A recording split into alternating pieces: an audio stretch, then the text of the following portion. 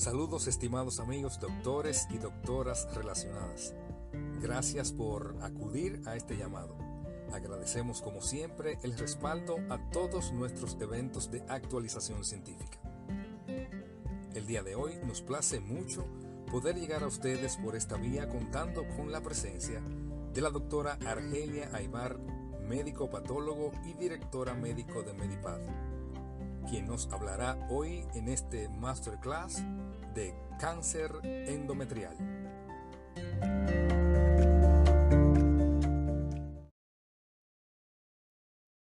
Buenas tardes.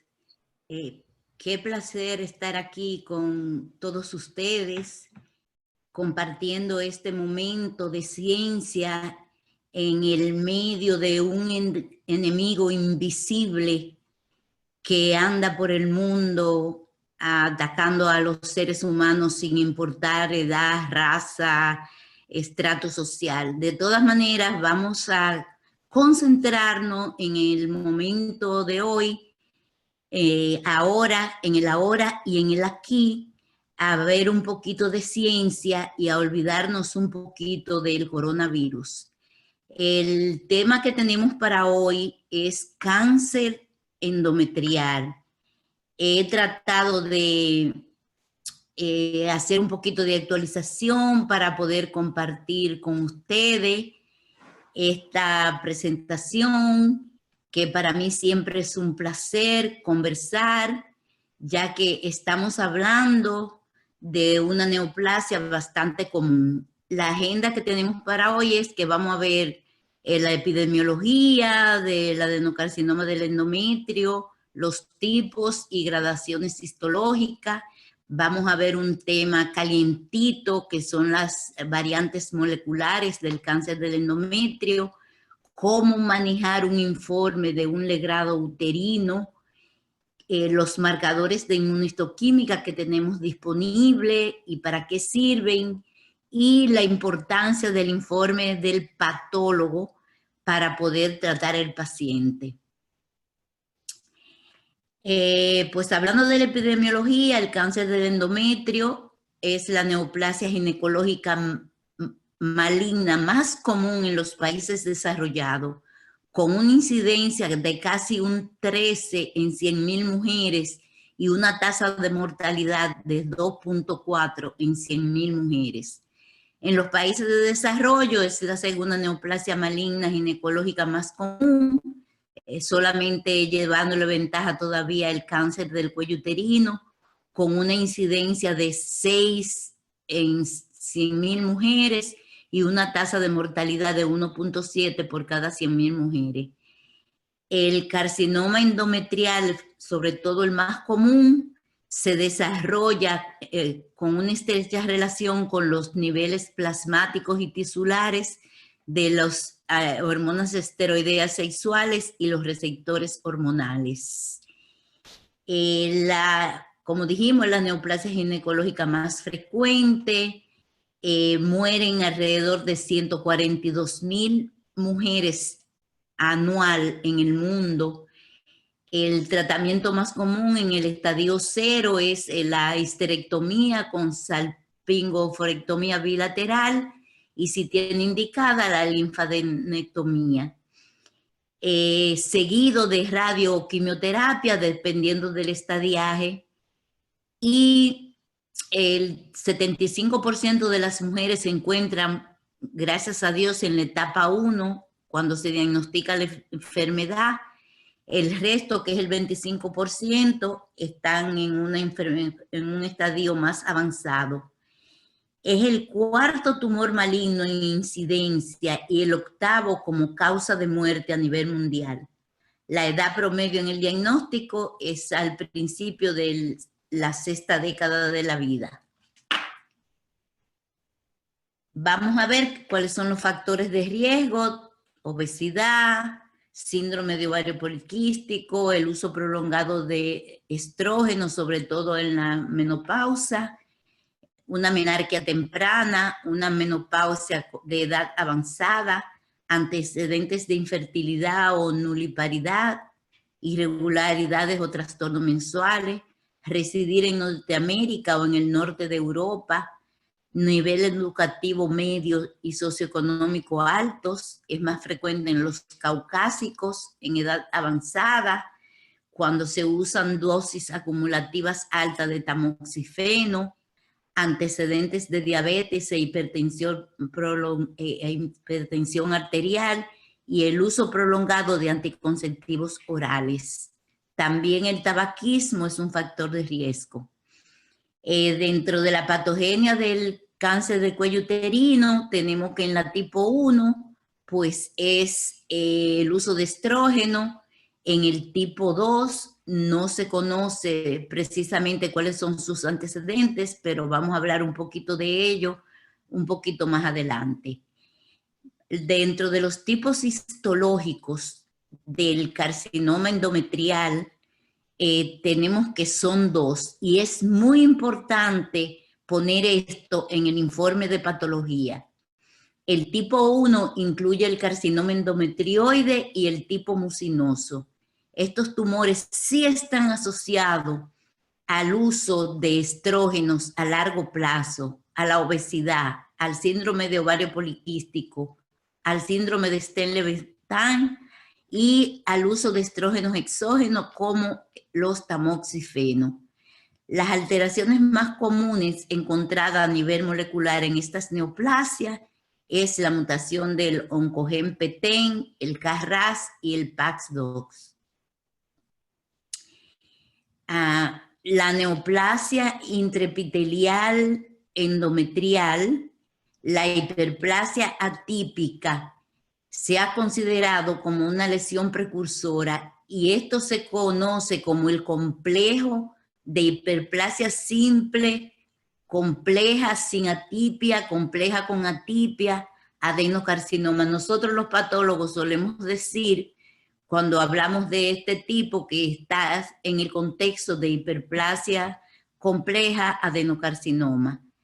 Hay que tener presente, lo cual es muy importante, que esta neoplasia tienen positividad para los receptores de estrógenos. Aquí tenemos a menor magnificación en el primer slide de la esquina izquierda, un carcinoma endometrioide donde podemos ver esas formaciones quísticas, por ende es un carcinoma endometrioide asociado al complejo. A mayor magnificación tenemos ya el carcinoma endometrioide típico y una pieza del útero cortada a donde se puede ver un crecimiento polipoide hacia adentro de la cavidad uterina. El tipo 2, que incluye el carcinoma seroso, muy importante debido a su agresividad, el carcinoma de células claras, el adenocarcinoma indiferenciado y el carcinosarcoma. Estos tumores tienen menor asociación con exposición a los estrógenos y algo muy importante de estos carcinomas es que se caracterizan por sus alteraciones tempranas en la mutación del oncogen P53. Se ha propuesto como teoría que tienen inicio en un carcinoma intraepitelial seroso, que es su precursor preinvasivo. Estas neoplasias son negativos para los receptores de estrógeno. Aquí tenemos un slide donde vemos una visión microscópica de un carcinoma, adenocarcinoma seroso. Las células se presentan con una marcada atipia nuclear. Esta neoplasia representa el 5%, de un 5 a un 10% de todos los adenocarcinomas del endometrio. El endometrioide, en cambio, representa un 75%. Es un tumor muy agresivo y surge sobre todo en los endometrios atróficos. Por eso es una neoplasia de la tercera edad. El otro tipo 2 es el carcinoma de células claras, representa menos del 5%. Existen varios patrones de carcinoma de células claras. Dentro de ellos tenemos el patrón sólido, el quístico, el tubular y el papilar. Son muy similares a los tumores de células claras de ovario, vagina y cuello uterino. Y presentan un alto índice de agresividad y una tendencia a invasión local muy importante. Otros tipos de carcinoma del endometrio, está el mucinoso, que ya dijimos que correspondía al tipo 1 y representa del 1 a 2% de todos los cánceres endometrial. Tienen un patrón glandular con células cilíndricas uniformes y la estratificación es mínima. Hay presencia de mucina extracelular. Tenemos los adenocarcinomas mixtos, que son las combinaciones de dos tipos o más. Usualmente ellos son del tipo 2 y las combinaciones más comunes son el seroso combinado con el de células claras. También tenemos el carcinoma indiferenciado, que es de alto grado, se caracteriza por una proliferación de células epiteliales monótonas de tamaño mediano, que carecen de ninguna formación, sino que forman un patrón sólido sin espacio entre una célula y otra. Los carcinomas endometrioides y mucinoso, es decir, el tipo 1, se clasifican por un sistema de 3 niveles por la Federación Internacional de Ginecología y Obstetricia, la FIGO.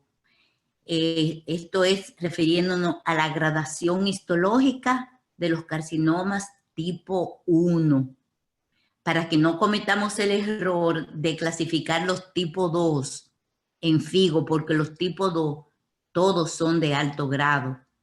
FIGO 1, que es un nivel bajo, son aquellos que tienen un crecimiento glandular con un componente sólido en menos de un 5%, y la arquitectura glandular se identifica por la presencia de una luz glandular bien definida, con preservación de la polaridad de las células epiteliales y una estratificación mínima. El FIGO 2, que representa, en el cual el componente es del 6 al 50% glandular y hay un componente sólido hasta un 50%, pero no debe de tener un componente escamoso.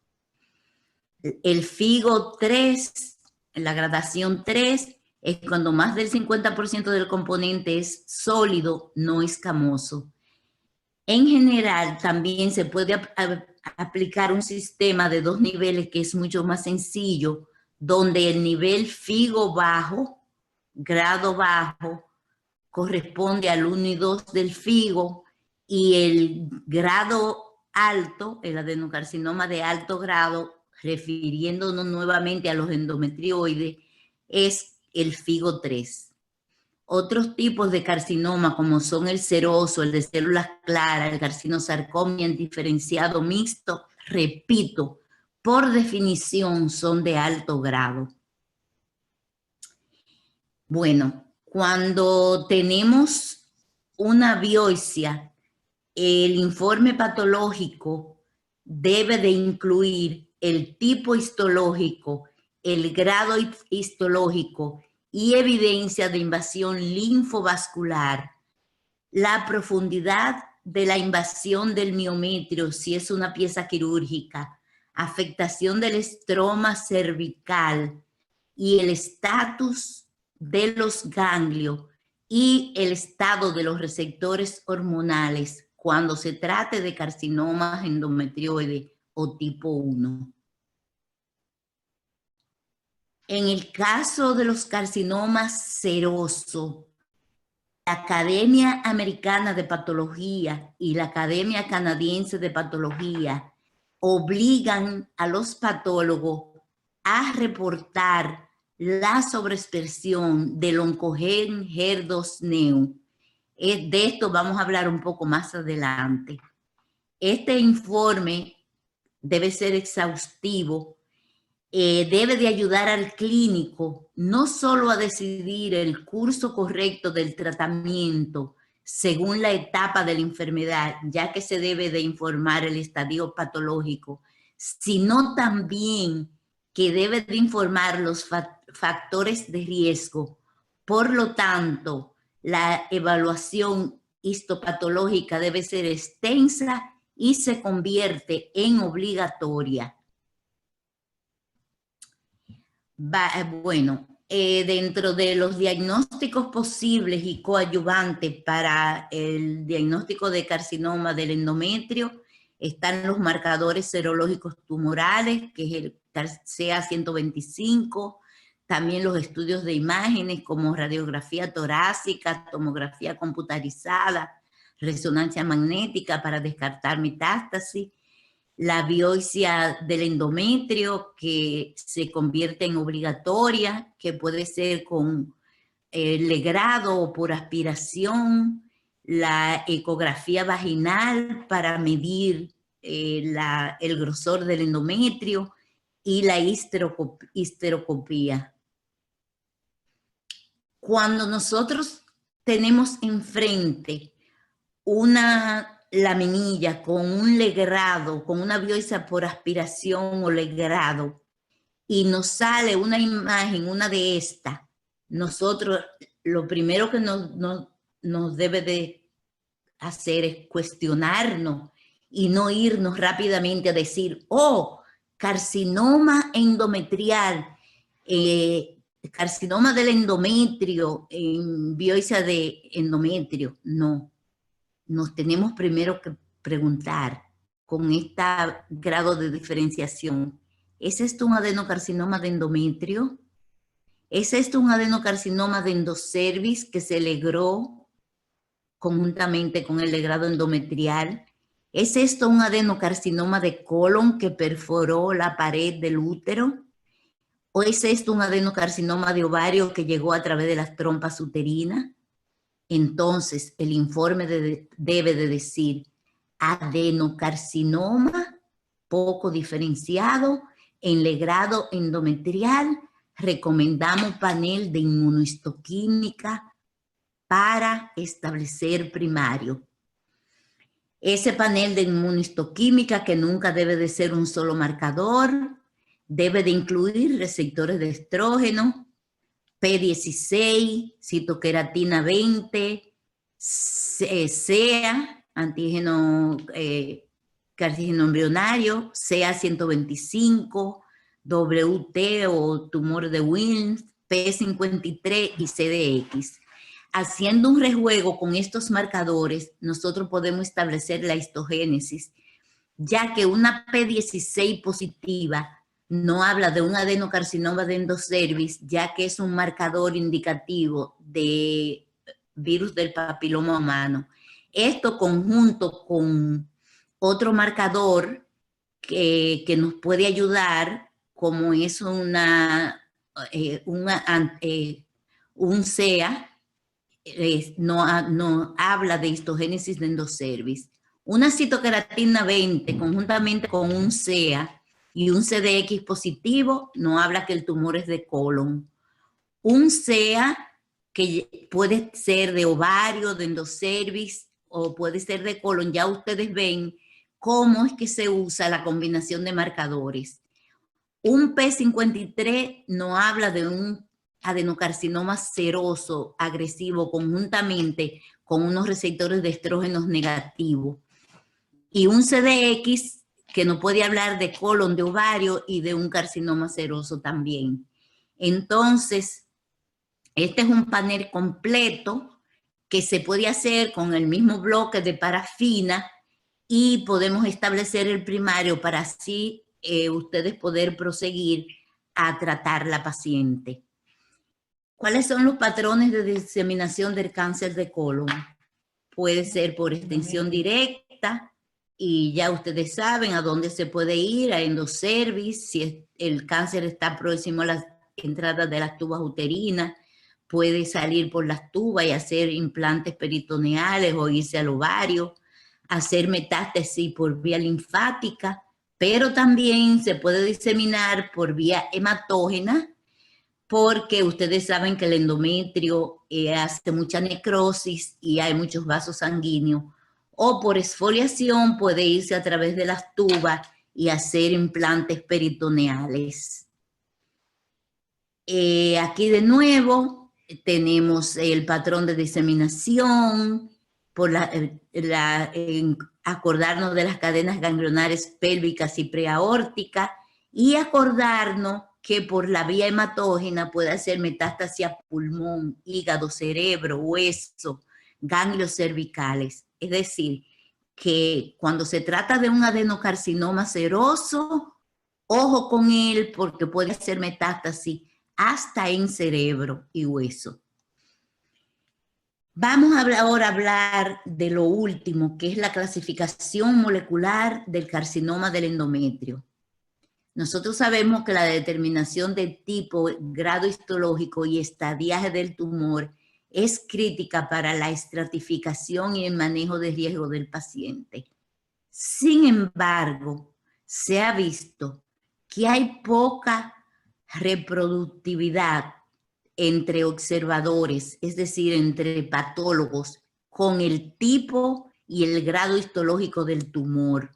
Y esto se ha visto entre expertos.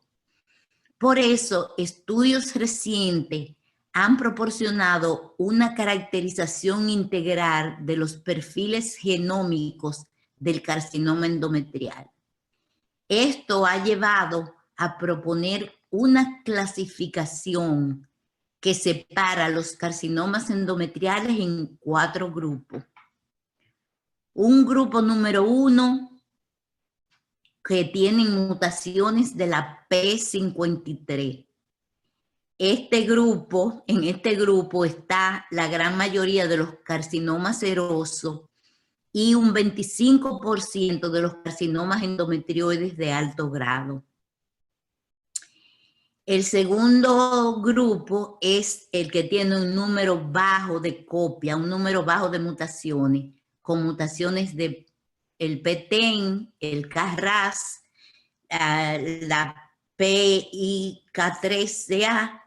Acuérdense que habíamos mencionado los carcinomas endometrioides con estas mutaciones, son grupos de bajo grado de mutación. Tenemos un tercer grupo que son los que pertenecen a los grupos de inestabilidad de microsatélites.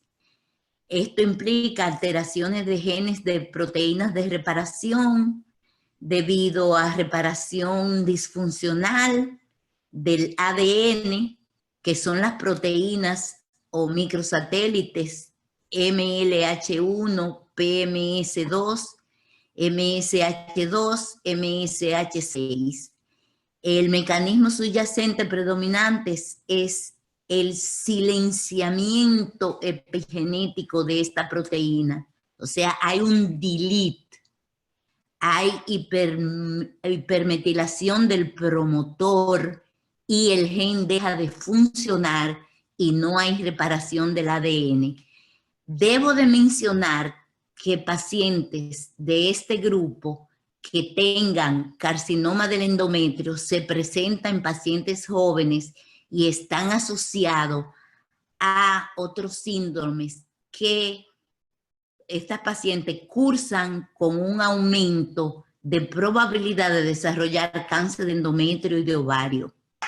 Y el otro grupo es el denominado grupo POLO, que es el grupo de la polimerasa mutada. Este grupo está constituido principalmente por cánceres endometrioides que, a pesar de tener una frecuencia de mutación de transversión dramáticamente incrementada y con mutaciones de puntos calientes en el gen POLE, que codifica la subunidad catalítica central de la ADN polimerasa epsilon. Este grupo parece tener un mejor pronóstico que los demás grupos. Basada en las alteraciones moleculares y su correlación con los resultados clínicos, la tasa de supervivencia correlacionada con la clasificación molecular, es mejor en los tumores con la mutación POLE, seguido por el de número bajo de copias de mutación. Luego tenemos la de la inestabilidad microsatelital y por último el número de alta mutación, donde están los carcinomas serosos. Por lo tanto, la huella molecular puede ayudar a mejorar la estratificación y el manejo del riesgo de los pacientes con carcinoma endometrial. Un estudio reciente propuso un algoritmo que utiliza solamente 3 marcadores, que son la mutación POL, la P53 y los microsatélites. Cuando se combinan este panel con las características clínico-patológicas, el estadio del paciente, el curso de la enfermedad está correlacionada con la curva de resultados y supervivencia. La buena noticia es que el tejido fijado en formol e incluido en parafina sirve para detectar estas alteraciones moleculares y determinar estos grupos moleculares. Cuando el equipo de ginecólogos, patólogos, oncólogos y radioterapeutas que diagnostican y tratan a mujeres con cáncer de endometrio deben participar y comprender las posibilidades y limitaciones de este nuevo enfoque, porque se anticipa que la integración de esta clasificación de los cánceres del endometrio se convertirá en parte esencial de la práctica en el cáncer ginecológico más común del mundo desarrollado. El cáncer del endometrio es una enfermedad clínica histopatológica heterogénea debido a la diversidad de las alteraciones moleculares subyacentes que ya hemos visto. Con estos subtipos se pueden delinear decisiones terapéuticas de manera confiable y contienen información pronóstica y predictiva significativa. Debemos de abrazarlo e incorporarlo a nuestra práctica clínica, ya que esto es muy atractivo para las pacientes. Aquí podemos ver cómo la mutación POL tiene un espectro morfológico diverso, se muestran diferentes apariencias histológicas de 3 carcinomas endometrioides con mutación POL independiente. Por ejemplo, tenemos un carcinoma endometrioide grado 1 con mutación POL, buen pronóstico. Sin embargo, tenemos un carcinoma endometrioide grado 3 que corresponde a un alto riesgo, pero tiene mutación POL, lo que lo hace de buen pronóstico. Y el manejo no tiene que ser tan agresivo dependiendo del estadio clínico. Y aquí tenemos un carcinoma seroso pleomórfico con mutación POL, lo que le va a hacer una conducta más manejable y una mejor terapia dirigida, menos agresiva para la paciente. Aquí vemos un cáncer en el cual endometrioide podemos observar que tiene inestabilidad microsatelital con una expresión subclonal. ¿Qué quiere esto decir? Áreas del tumor donde el microsatélite PMS2, perdón, está silenciada, y área donde no está silenciada, lo que lo hace inestable microsatelital. Aquí tenemos una mutación del P53, lo que lo hace un cáncer de alto grado, un carcinoma seroso, pero que a la vez se puede ver por secuenciación Sanger, por metilación, en la gráfica del lado que tiene presente la mutación POL. Esto demuestra la heterogenicidad molecular de los carcinomas endometrioides y de otro tipo de carcinoma, donde puede verse expresión de P53 y mutación POL concomitantemente, lo que hace los carcinomas serosos menos agresivos. ¿Cómo la clasificación molecular integrada puede impactar sobre el tratamiento?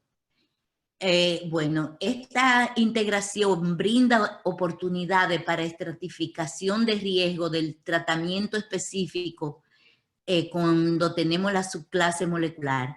Dependiendo del contexto clínico, esta información puede ayudar en el entorno preoperatorio, decidir si el cirujano va a hacer linfadectomía o no. En el entorno postoperatorio, decidir si habrá tratamiento adyuvante o no, si habrá radioterapia, y además puede proporcionar información para consejos de vigilancia u opciones de terapia dirigida en caso de recurrencia o metástasis. ¿Cómo impacta en la terapia adyuvante en el entorno postoperatorio? Es probable que las opciones de tratamiento adyuvante en el entorno postoperatorio sean la primera en verse afectada por la clasificación molecular integrada, ya que la mayoría de los estudios se han centrado en este escenario. Las opciones de tratamientos adyuvante para pacientes con carcinoma endometrioide de riesgo alto e intermedio probablemente se verán afectadas por la clasificación molecular, ya que la estratificación de riesgo mostró una mejoría significativa. Si ustedes tienen un carcinoma endometrioide de alto riesgo, con una inestabilidad microsatelital o con una P53 positiva, es seguro que esa paciente deba de ir a terapia adyuvante con quimioterapia. Impacto en el entorno preoperatorio. Agregar un estado POL o una P53 a los legrados biopsia puede ser relevante para decidir el enfoque quirúrgico óptimo. La linfadectomía total con el centinela o no hacer ni siquiera un centinela se recomienda para los carcinomas endometrioides de alto grado en la mayoría de los pacientes sin tener en cuenta las características moleculares. La enfermedad propagada más allá del útero es extremadamente rara en los carcinomas endometrioides de alto grado que albergan mutaciones POL. Por lo tanto, la histerectomía simple y la salpingoforectomía bilateral pueden ser dignas de evaluación prospectiva. Es decir, que ustedes no se tienen que ir a hacer una linfa de extraer ganglios preaórticos, ni siquiera pélvicos, si está la mutación POL positiva.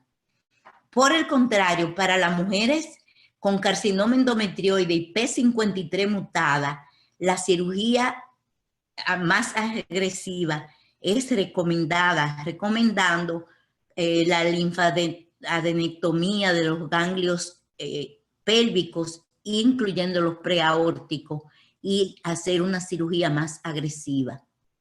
El impacto que tiene la investigación del tipo molecular en la terapia adyuvante en el entorno postoperatorio. En un ensayo clínico de pacientes con carcinoma del endometrio que utilizó características moleculares como componente integral para estudiar los efectos de los tratamientos adyuvantes diferenciales. Este estudio se llama estudio PORTEC y está en etapa clínica 4. Pronto pasará a ser aprobado por a ser sometido a la FDA, e incluyó también la braquiterapia vaginal con tratamiento adyuvante, incluyendo la quimioterapia. En estos ensayos prospectivos, sus resultados serán cruciales en los años venideros, ya que proporcionarán la evidencia requerida para los tratamientos específicos de las clases moleculares. Por último, le vamos a hablar de la importancia del oncogen HER2-Neu en el cáncer del endometrio y su informe obligatorio en Estados Unidos y en el Canadá. Estamos en la era de la terapia dirigida contra el cáncer y hay un creciente interés en desarrollar nuevas estrategias terapéuticas contra el carcinoma endometrial, especialmente su variante más agresiva biológicamente, que es el adenocarcinoma seroso, y que constituye una parte importante, 25% de todos los cánceres del endometrio. Y una proporción importante de carcinomas serosos uterinos muestran sobre expresión del oncogen HER2. Esto trajo mucha esperanza de que esto pudiera ser un objeto de terapia diana utilizando el anticuerpo monoclonal trastuzumab, que se utiliza para el cáncer de mama para aquellos tumores HER2-Neu. Se hicieron numerosos cientos y cientos de ensayos clínicos y se pudo ver que el anticuerpo monoclonal no mejoraba la sobrevida de la paciente. Y estos estudios llegaron a conclusión que el trastuzumab no es eficaz para el tratamiento como terapia diana para los carcinomas serosos, debido a la gran cantidad de mutaciones que presentan estos carcinomas. Sin embargo, la sobreexpresión del HER2 habla de factor, es un factor pronóstico importantísimo, sobre todo cuando no se hace la subclasificación molecular. Todo paciente con carcinoma seroso se le debe de reportar su sobreexpresión o no del HER2-Neu.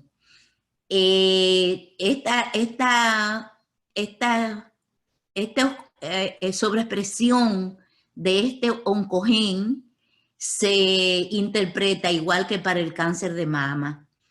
El sobrecrecimiento de células negativas para HER2, es decir, de 0 a una cruce positiva por inmunohistoquímica, quiere decir que el tumor es negativo y por ende el oncogen no está sobreexpresado.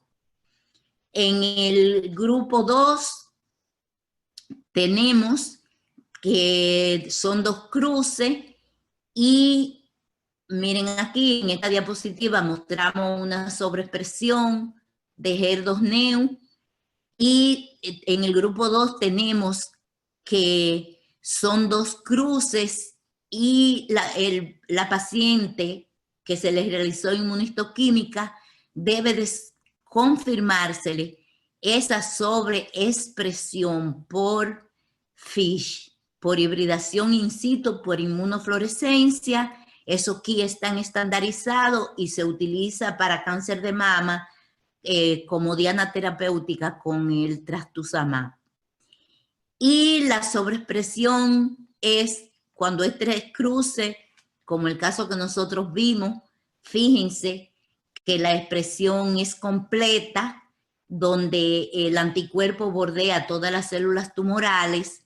Entonces estos pacientes sobreexpresan el oncogen y hay que ponerlo en el informe histopatológico de manera obligatoria.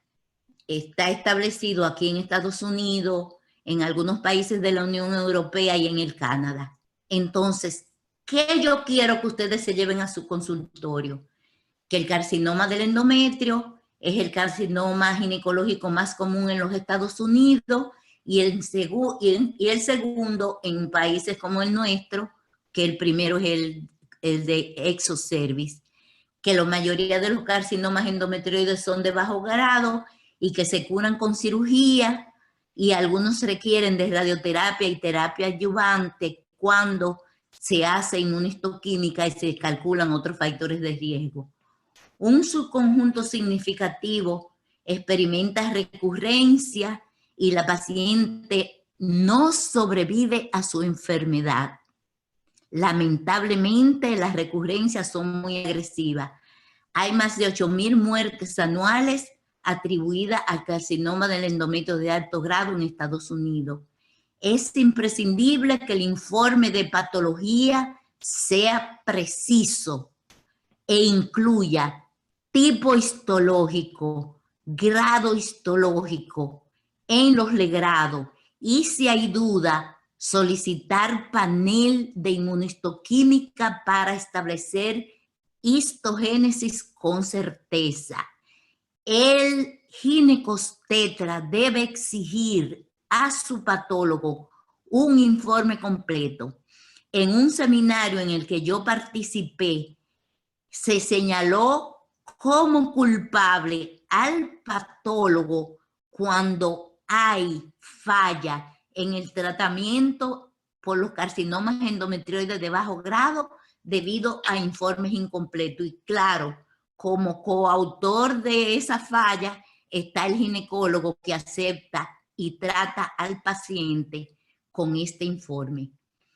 Otra cosa que queremos informar con alegría es que Medipaz cuenta con el servicio de inmunistoquímica y el panel completo para los adenocarcinomas del endometrio, incluyendo los indiferenciados para establecer el origen, y también podemos hacer la clasificación molecular para aquellos que ya quieran comenzar a conocer y a poder manejar para cuando esto llegue de una manera definitiva y se establezca en una práctica estándar. Yo quiero regalarle estas lunas y estrellas formada por flores, ya que estamos en primavera, en este tiempo tan difícil que estamos viviendo, pero tenemos muchas cosas que hacer, y lo único, aparte de responder a sus respuestas, que me resta por decirle es que la familia Medipaz te recuerda: quédate en casa, cuida tus pulmones de este adenovirus. Gracias.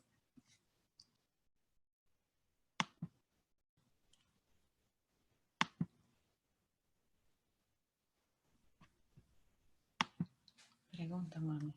Que escriban la pregunta en el chat, por favor. Pregunta, por favor. ¿Quién tiene preguntas?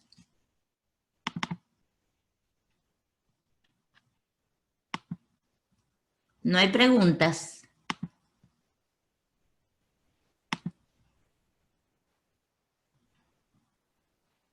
Buenas tardes, doctora. Excelente como siempre el contenido que hemos compartido en este limitado tiempo. Sí, tenemos una pregunta. El doctor Yacer Núñez nos dice si es estrictamente necesario hacer la indicación de los 8 marcadores cuando se trata del panel de inmuno en los carcinomas pocos diferenciados.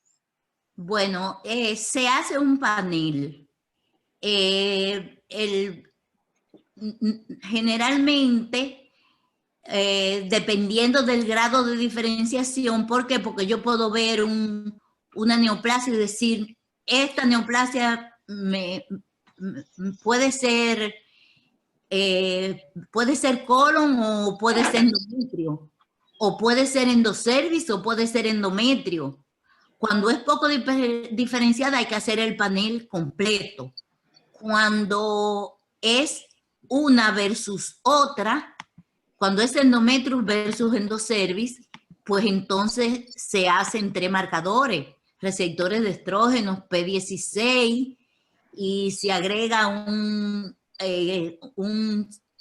antígeno carcígeno embrionario, y muchas veces con 3 marcadores, pero no se debe de hacer mínimo de 3 marcadores porque podemos cometer un error y dejar afuera o darnos negativo para los dos, entonces tener que esperar más y darle más tiempo al paciente. Lo ideal es trabajar con panel, y un panel de 4, 5, 6, 7 marcadores tiene un mismo precio.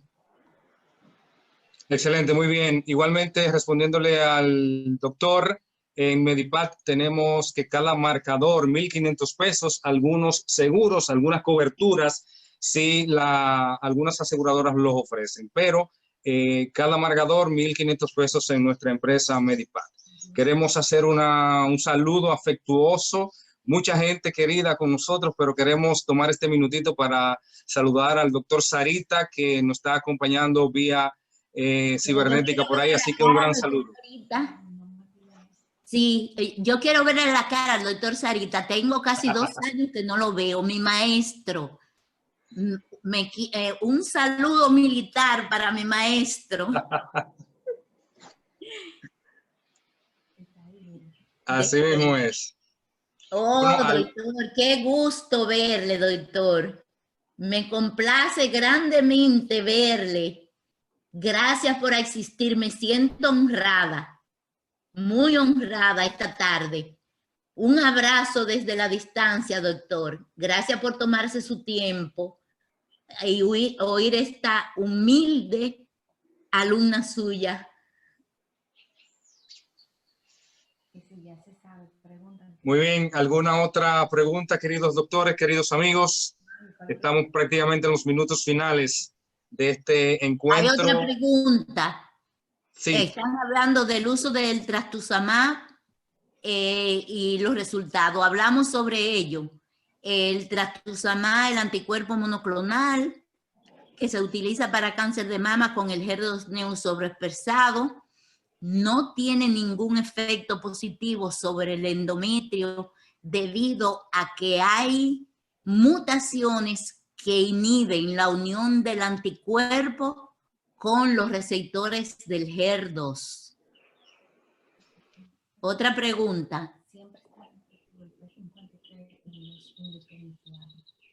No, el P53 puede estar positivo en los indiferenciados, en los endometrioides de alto grado, y siempre positivo y de manera temprana en los endometrioides. Los carcinomas endometriales de alto riesgo llevan P53 mutada. Sin embargo, en los carcinomas serosos es la vía de desarrollo del cáncer de endometrio seroso, igual que como ocurre en algunos carcinomas de colon.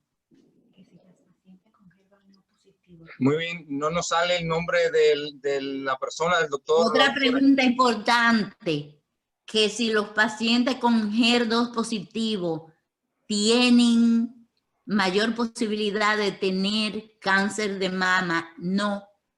El HER2 es un receptor de la familia de factores de crecimiento epidérmico, que son una familia de 4 receptores. Hay algunos mutados en pulmón, otros sobreexpresados, se pueden sobreexpresar en cáncer de colon, pero el hecho de que se sobreexprese, se mute este tumor, uno de estos genes de esta familia, no implica que haya un evento de que favorezca el desarrollo de otro cáncer. El único marcador que puede indicar coexistencia de cáncer en otros lugares es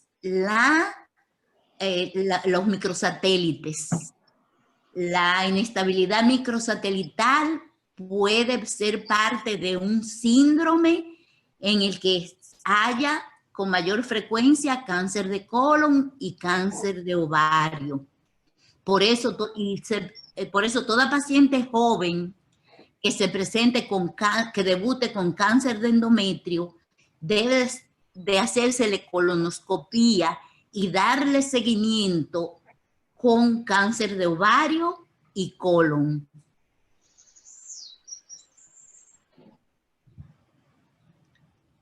Excelente, como siempre. Muy bien, muy bien, muy bien. Bueno, llegamos a la parte final sin ningún otro médico. Nosotros reportamos la clasificación en el reporte. Nosotros, si nos piden la clasificación molecular, estamos en disponibilidad de hacerlo porque contamos con los marcadores. Pero hasta este momento nadie nos las ha solicitado, pero sí hace mucho tiempo que nuestro grupo de médicos ginecólogos nos han estado pidiendo esta actualización de cáncer de endometrio. Lo saben en Medipaz que desde noviembre yo he estado planificando un desayuno, cena, conferencia, y hoy nos toca hacerla por un espacio virtual. Y nos vamos a ver muy pronto porque vamos a seguir, porque yo no me voy a aburrir en este tiempo de cuarentena. Entonces yo tengo que hacer conferencias, tengo que estudiar y vamos todos a aprender. Y también los ginecólogos. Vamos a hacer conferencias, invítenme. Muy bien, muy bien. A propósito, quizás sea el momento para que si algún médico o alguna agrupación quiere, necesita, está interesado en algún tema, nosotros podíamos prepararlo, doctora, aunque yo sé que usted tiene también unos cuantos temas ya preparados para compartirlo próximamente. No, yo no tengo ningún tema preparado. Lo que se va a presentar hay que prepararlo porque la ciencia va a la velocidad del AVE. El AVE es el tren que está en Europa, que corre más rápido que un avión. Entonces, cuando uno va a hacer una conferencia, hay que leer. Yo tiré muchas páginas para atrás porque la ciencia va volando, va como la familia Díaz. Los días se van volando, así mismo va la ciencia. Bueno, la doctora Madeline Castillo tiene una pregunta para ir finalizando. Dice que en biopsias por aspiración, luego de tener mi panel completo, ¿qué cantidad de material voy a necesitar para hacerlas además moleculares, mejor dicho, la biopsia por legrado? No vas a necesitar ningún tipo de material más porque nosotros vamos a tener los bloques en nuestro laboratorio y esas pruebas se pueden hacer con los bloques que tenemos en el laboratorio, con el tejido fijado en formol y con el tejido embebido en parafina. Siempre nos gusta decirle que utilicen una proporción adecuada de formol, que nos hagan una buena proporción, que no dejen mucho tiempo el tejido en los consultorios. ¿Por qué? Porque el formol muchas veces provoca problemas en las determinantes antigénicas del tejido, y aunque se haga recuperación antigénica, algunas veces la inmunistoquímica resulta pobre o de mala calidad o tiene mucho background, mucho material de fondo, y mientras más rápido recibamos la biopsia, más rápido la vamos a procesar, menos cantidad de tiempo va a estar expuesta al formol, mejores van a estar esos receptores y esos puntos de las células que vamos a marcar por inmunistoquímica. Muy bien, doctora, le mandan saludos la doctora Juana Reyes desde el Centro Médico Betancourt en San Cristóbal. Beso para la doctora, un fuerte abrazo virtual. También con nosotros ha estado doctor Ernesto Luis Hutchison, también está con nosotros el doctor Sarita, como mencionamos, el doctor Omar Domínguez, también está con nosotros la doctora Carmen, está también la doctora Ortiz, directamente desde la sucursal de San Francisco de Macorís. Tenemos una gran cantidad de gente que está acompañándonos en en este evento que creo que ha sido de mucho provecho y que creo que pronto, doctora, vamos a hacer la convocatoria para compartir nuevas informaciones con nuestros queridos. ¿Qué le parece? Levanten la mano los que quieren que tratemos el cáncer del endocervix. Hay muchas preguntas todavía. Wow, ¿en qué tiempo se reporta un panel? Usualmente 5 días. Las imágenes de colon y ovarios están bien, que si se puede ahorrar el costo del panel, que si por imágenes se puede decir.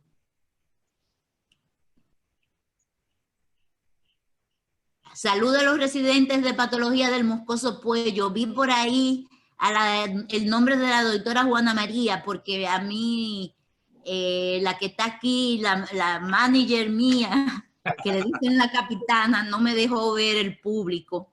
Entonces yo no sabía a quién estaba por ahí. Un saludo para el doctor Andy Núñez desde Higüey, que está con nosotros. Ay, el doctor Almanzar, un fuerte abrazo. No estoy viendo, solo veo los nombres. El doctor Juan Francisco Baloy.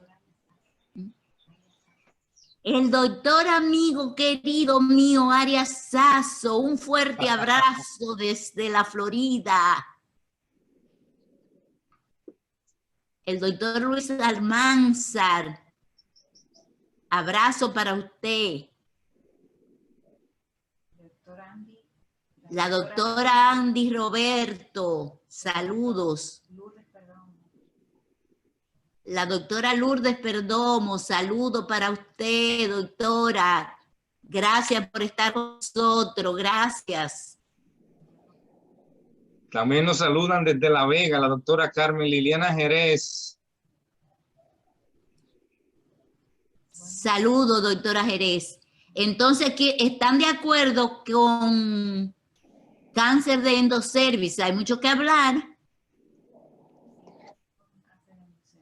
Si nos fuimos con cáncer de endocervix para hablar ahí de una vez me pongan a bailar con mi caballero, el BPH y los no vinculados al BPH. Muchísimas gracias. Cuídense y trabajen mucho en casa, sean creativos en estos días que estamos encerraditos en casa. Yo tenía 21 días que no veía a mis hijos. Me tienen presa. Hoy vi a Giselle. Bueno, saludo con esa sonrisa. Beso a mi rubia bella. Saludo a la doctora Ángela Rodríguez. La doctora Santillán, qué alegría. La doctora Marixa Rodríguez Solano, un fuerte abrazo.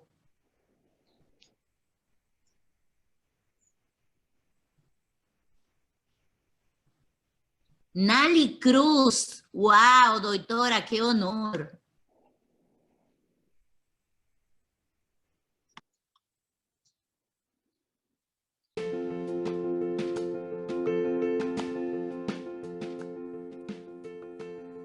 Gracias a todos por su presencia y participación en este primer Masterclass. La semana próxima nos encontramos con un tema igualmente actualizado y de interés para usted. Feliz resto del día.